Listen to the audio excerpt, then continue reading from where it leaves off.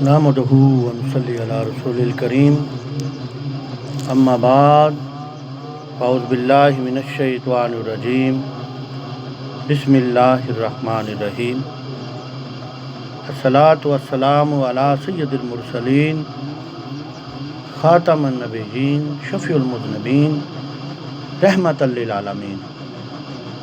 تمام تعریفیں اللہ ہی کے لیے ہیں جو تمام جہانوں کا پالنے والا ہے، مالک ہے، پروردگار ہے۔ درود اور سلام آپ صلی اللہ علیہ وآلہ وسلم پر، آپ کی آل پر، آپ کی اہل بیت پر اور اصحاب پر۔ آج کا موضوع ہے علم۔ علم کے معنی ہے جاننا، اور جاننے والے کو عالم کہتے ہیں۔ اللہ تعالیٰ کا ارشاد ہے، بلا شبہ اللہ سے وہی ڈرتے ہیں جو عالم ہیں۔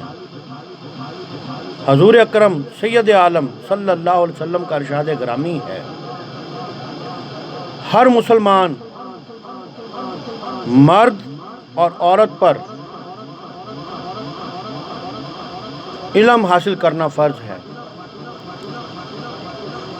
اور نیز فرمایا علم کو حاصل کرو اگرچہ تمہیں مقام چین ہی تک کیوں نہ جانا پڑے۔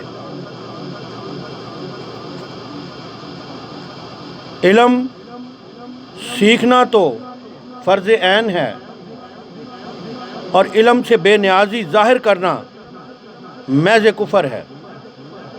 علم عمل کا حاجت مند ہے، اور عمل علم کا حاجت رواں ہے۔ اور حضرت داتا علی حجویری رحمۃ اللہ علیہ فرماتے ہیں کہ علم بے حد و غایت ہے، عمر مختصر ہے، اس لیے تمام علوم کا سیکھنا لوگوں پر فرض نہیں ہے،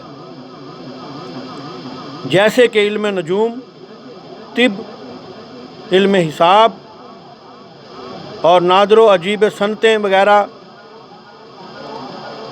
مگر ان میں سے اس قدر سیکھنا جتنا شریعت سے متعلق ہے۔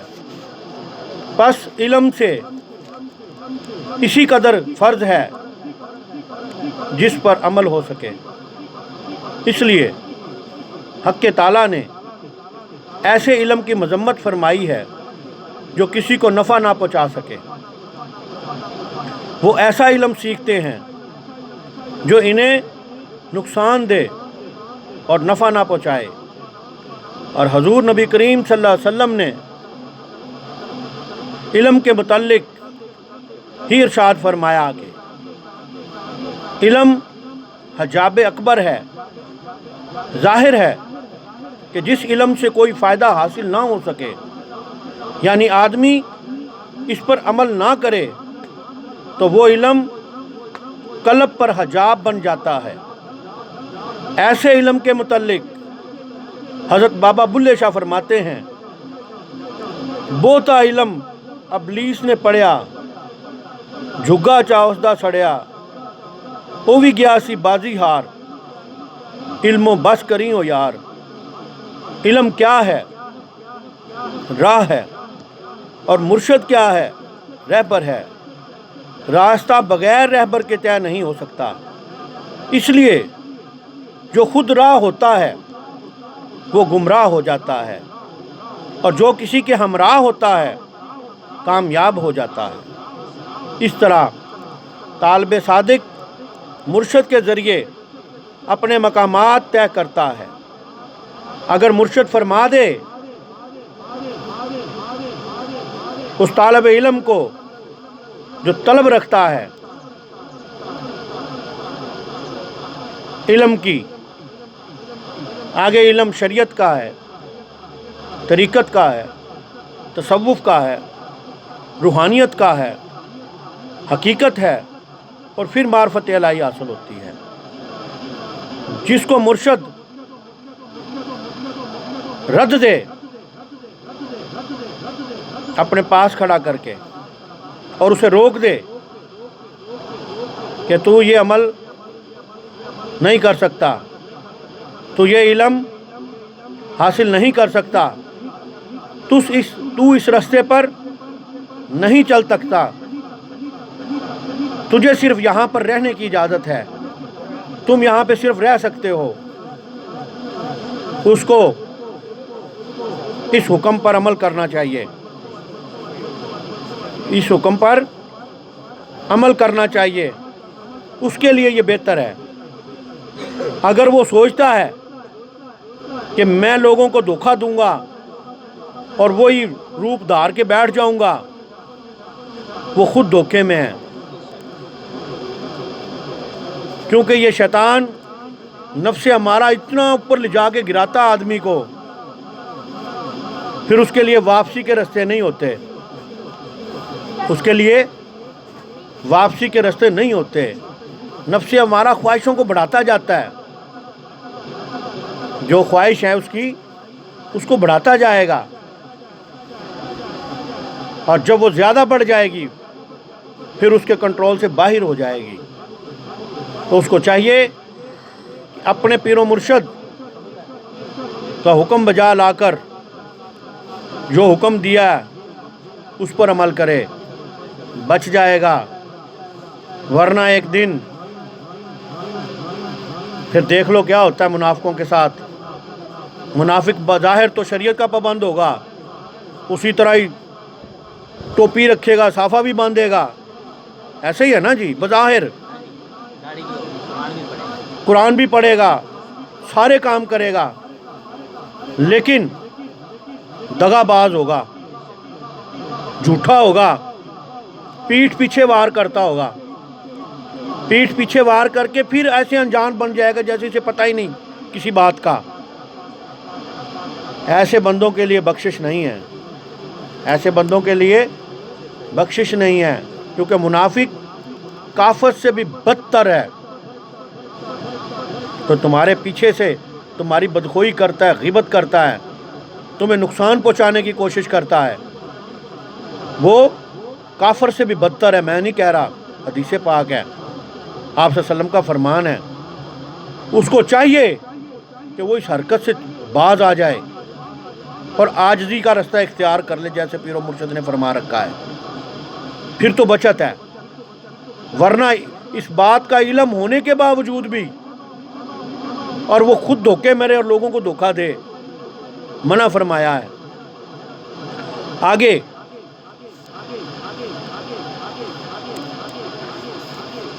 علم دو قسم کا ہے، ایک قلبی علم اور یہی نافع ہے، اور دوسرا زبانی علم۔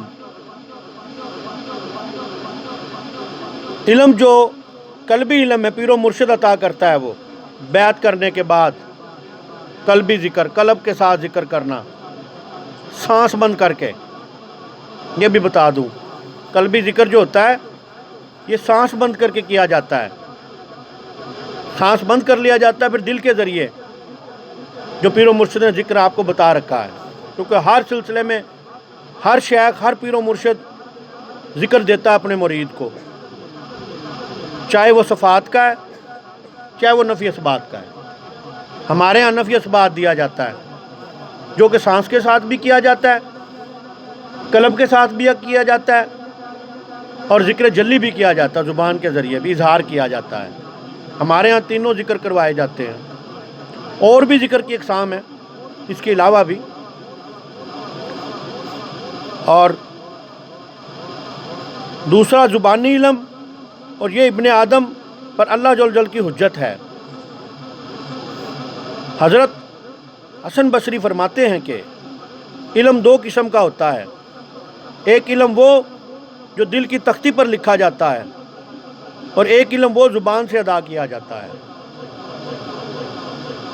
یعنی درد دل کے واسطے پیدا کیا انسان کو، ورنہ اطاعت کے لیے کچھ کم نہ تھے کروبیاں۔ کچھ درد دل پہ جو ہوتا ہے ذکر کے ذریعے بھی ہوتا ہے، یہ بھی میں آپ کو بتا دوں، ذکر کے ذریعے، ذکر کی کثرت سے بھی ہوتا ہے۔ ذکر جو دل پہ ہوتا ہے، قلبی ذکر، کثرت سے آپ ذکر کرتے رہتے ہیں، اس سے بھی شروع ہو جاتا ہے. یہ ڈاکٹر کی پہنچ سے دور ہے. ایک دل پہ درد ہوتا ہے آج کل کالے علم کے ذریعے عمل کے ذریعے دل کو باندھ دیتے ہیں. آج کل یہ بھی بہت زیادہ چل رہا ہے. اس کا علاج بھی بڑا آسان ہے. 21 دفعہ علم شریف پڑھ لیں, دل پہ ہاتھ رکھ کے پھونک مار لیں. اس کے بعد چیل کا پڑھ لیں 3 مرتبہ, پھونک مار لیں. اس سے وہ ختم ہو جاتا ہے. بڑے سے بڑا جادو ٹونا عمل جنتر منتر تنتر جو کر رکھا ہوتا ہے یہ بھی چل رہا ہے, چلتا رہے گا قیامت تک, کیونکہ یہ شیطان سے ہے. اور شیطان حسد کرتا ہے. شیطان حسد کرتا ہے نا, آگے وہ حاسدوں کی جماعت لگا دیتا ہے. پھر ذاکر کے پیچھے جو ذکر کر رہا ہوتا ہے اس کے پیچھے بہت بڑی جماعت لگا دیتا ہے. ہاں, جب پیر و مرشد تصور شیخ دیتا ہے ذکر کے ساتھ, آپ کو تصور شیخ مل گیا, پھر آپ کو اسرار حاصل ہوگا. پھر آپ کو اسرار حاصل ہوگا. پھر یہ بھی حکم ہے کہ مومن اللہ کے نور سے دیکھتا ہے. جب زیادہ ذکر کرتا ہے, تصور شیخ کرتا ہے, اس کو اسرار حاصل ہوتا ہے, تو مومن اللہ کے نور سے دیکھتا ہے. اگلا حکم مومن کے لیے پھر دوبارہ آ گیا, اگر اس کے اندر, اس کے دل کے اندر دنیا آباد ہو جائے پھر اس کا نور سلب کر لیا جاتا ہے. یہ ذاکر کو پتہ ہونا چاہیے کہ دنیا داری سے بچے. پھر ہاں, اتنا کرے کہ دل ہاتھ کار ولے, دل یار ولے. کام کاج بھی ضرور کرے لیکن دل اپنے مالک کی طرف ہو, اور اس کی شیخ کی تصویر رکھ کے تصور شیخ کر کے پھر وہ سالک کمال درجے پہ پہنچ جاتا ہے کہ نگاہ ولی میں وہ تاثیر دیکھی, بدلتی ہزاروں کی تقدیر دیکھی. پھر وہ تقدیریں بدل دیتا ہے نگاہ کے ذریعے, کمال درجے پہ پہنچ جاتا ہے. ہمیں یہ علم حاصل کرنا چاہیے اس طریقے سے. کسی کا برا سوچنا نہیں چاہیے, کسی کی جڑیں نہیں کاٹنی چاہیے, کسی کے خلاف سازشیں نہیں کرنی چاہیے. پھر دیکھ لو کیا انجام ہوگا. پھر اس کا نور سلب کر لیا جائے گا, کیونکہ وہ دنیا داری میں پڑ گیا ہے, حسد میں پڑ گیا ہے, نفاق اس کے اندر آ گئی ہے, منافقت پیدا ہو گئی ہے. اس لیے کہ یہ تصور یاد رکھیو, ذکر ہو جس کا وہی ذاکر وہی مذکور. پھر اس کا مالک, اس کا پیر و مرشد, اس کے علاوہ کچھ نہیں. پھر وہ سلوک کی منزل طے کرے گا سالک, پھر وہ سلوک کی منزل طے کرتا جائے گا. لیکن پھر بھی خطرہ ہے مومن کے لیے, پھر بھی خطرہ ہے, قبر تک خطرہ ہے کہ یہ اپنا کام دکھاتا ہے, یہ اپنا کام دکھاتا ہے. اس لیے ہمیں اتنا علم حاصل کرنا چاہیے جتنا پیر و مرشد کروا رہا ہوتا ہے. کئی عمل کرنا شروع ہو جاتے ہیں, صفاتی نام 99 ہے, 99 نام, 99 ناموں وہ عمل شروع کر دیتا بغیر مرشد کے بتائے ہوئے. ہمارے ہاں تو ذکر خفی نفی اسبات دیا جاتا ہے, اور جب ہم کلمہ پڑھتے ہیں لا کوئی نہیں, الہ جو تم نے بہت سارے معبود بنا رکھے ہیں, سوائے ان میں اللہ کے کوئی بھی عبادت کے لائق نہیں. سب کی چھٹی ہو جاتی ہے. پھر جو آپ صفات حاصل کرتے ہو, موکل حاصل کرتے ہو, جب لا الہ الا اللہ کا چلاتا ہے جب وہ, تو پھر وہ سب بھاگ جاتے ہیں, چھٹی ہو جائے, فائدہ عمل کرنے کا, چلے کرنے کا, وہ لا ختم کر دیتا اسی وقت ہی. تو یہ چیزیں ہیں, اتنا کا علم رکھو جس سے آپ کو فائدہ ہو. آگے فرمان رسالت مآب صلی اللہ علیہ وسلم کے تحت دل کی تختی پر لکھے جانے والے